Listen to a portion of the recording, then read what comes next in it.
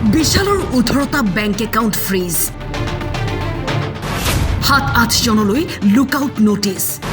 doctor artist ইউটিউবাৰৰ নাম আছে তালিকাত কিছুমান অপৰাধীক ধৰোঁতে অলপ সময় লয় কিছুমান অলপ সোনকালে ধৰাত পৰে ইয়াত ডেইলি আপডেট নাই যোনদিনাখন গ্ৰেপ্তাৰ হ'ব সিদিনাখন পুলিচে আপোনালোকক জনাব যে আজি গ্ৰেপ্তাৰ হ'ল এয়া ডিব্ৰুগড় আৰক্ষীয়ে জব্দ কৰা বিশাল ফুকনৰ 3খন বিলাসী বাহন আদালতত হাজিৰ কৰোৱাৰ বাবে নিয়া হয় বাহন কেইখন ইফালে এসপ্তাহে লুকাই আছে সুমি তাৰ্কে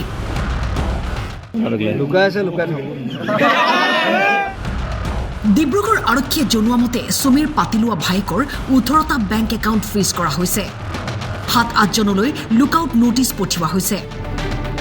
এই তালিকাত আছে হেনো ডাক্তৰ আৰ্টিষ্ট আৰু ইউটিউবাৰৰ নাম কিন্তু তদন্তৰ খাতিৰত তেওঁলোকৰ নাম ক'ব বিচৰা নাই ডিব্ৰুগড় আৰক্ষীয়ে 3 বেংক একাউণ্টছ আমি ফ্ৰিজ কৰিছোঁ লুকআউট এতিয়ালৈকে 6 জনক মানে আমি কৰা হৈছে ডিব্ৰুগড়ৰ আছে মানে কেছৰ যি ওলাইছে মানুহ মানে বিকজ লুকআউট চাৰ্কুলাৰ ইছ্যু কৰাৰ পিছত আমাক এটলিষ্ট তেখেতো ইয়াৰ পৰা মানে পলাই যাবতো আমি এইটো খবৰ পাম আমি ব্যুৰ অফ ইমিগ্ৰেশ্যনৰ পৰা ক'ত কেতিয়া কিমান ট্ৰানজেকশ্যন কৰিছিল সুমিৰ পাতিলোৱা ভায়েকে বেংকৰ বাহিৰে বেলেগ ক'ৰবাত ধন ৰাখিছিল নেকি বিশালে এবছৰ আগৰ পৰা বেংক ট্ৰানজেকশ্যন চাই থকা হৈছে বিশাল ফুকনৰ ফাইনেল টকাৰ কথা নাই কিমান ট্ৰানজেকশ্যন হৈছে এইটো ওলাব লাগিব আজি ডেটত আমাৰ একাউণ্টত ইমান টকা পাব সেইটো ফাইনেল নাই এক বছৰ আগৰো কিমান ট্ৰানজেকশ্যন হৈছে কিমান লোৱা হৈছে কিমান উইথড্ৰ কৰিছে তো সেইটো ডিটেইল এনালাইচিছ চলি আছে সেই ক্ষেত্ৰত মানে আমি ক্লিয়াৰলি ক'ব নাপাৰে কি কিমান আছে বিকজ লট অফ একাউণ্টছ বেংকৰ বাহিৰে পলাতক সুমি তাৰ্কিক আৰু দীপাংকৰ বৰ্মনক লৈও মুখ্যমন্ত্ৰীয়ে দিলে সকিয়নি জনতাৰ টকা আত্মসাত কৰা কোনো লোক হাৰি নাযাব বিশাল ফুকনৰ কেলেংকাৰীৰ তদন্ত কৰিব চিআইডিয়ে অসম আৰক্ষীয়ে চিআইডিক হস্তান্তৰ কৰিলে গোচৰ সমগ্ৰ কেলেংকাৰীৰ তদন্ত কৰিবলৈ গঠন কৰা হৈছে এছআইটি বিত্তীয় কেলেংকাৰীত জড়িত কোনো লোক হাৰি যাব নোৱাৰিব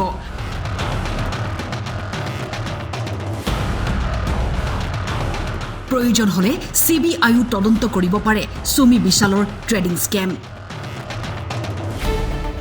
এতিয়ালৈকে মানে ইমান নাই ফিজিকেল ডিপজিট আৰু কেনেকৈ উইথড্ৰ কৰিছে সেইটো আমি পাইছোঁ ক্ৰিপ্টো লেভেলত মানে আৰু আগবাঢ়িব লাগিব আইটি বা ইডিক আপোনালোকে ইনভলভ কৰিছে নেকি যিহেতু এইটো বহুত এমাউণ্টৰ এটা ট্ৰানজেকশ্যন আইটি নিশ্চয় ইনভলভ হ'ব লাগিছিলে বেংকক জনাব লাগিছিলে আমাৰ লেভেলত নাই নিজে তেওঁ আমাক কণ্টেক্ট কৰিবতো দেৰ ইজ এ প্ৰভিজন তাৰ পৰা মানে আমি ডিটেইলছ দিব পাৰে আৰু নিজে আমি ইনকাম টেক্সৰ কেনেকৈ লিখিছোঁ বিকজ পেন কাৰ্ডৰ যি কথা আছে সেইটো আমি ভেৰিফাই কৰিব লাগিব ক'ত এইটো ইউজ কৰিছে লিখিছে ইনকাম টেক্স আমি ইনকাম টেক্স বাকী এইচএছচিটো আমি মানে কণ্টেক্ট কৰা নাই তেওঁ নিজে কণ্টেক্ট কৰিব পাৰে তো আমি হেল্প কৰিছে CA আছে চাৰ্টাৰ্ড একাউণ্টেণ্ট বা তেনেকুৱা ধৰণৰ একাউণ্ট এতিয়ালৈকে ষ্টাৰ্ট কৰা নাই আমাৰ নিজৰ এনালিচিছ হোৱাৰ পিছত আমি ল'ম এইটো এটা ডিব্ৰুগড়ৰ পৰা ধন্তি শইকীয়াৰ ৰিপৰ্ট টাইম 8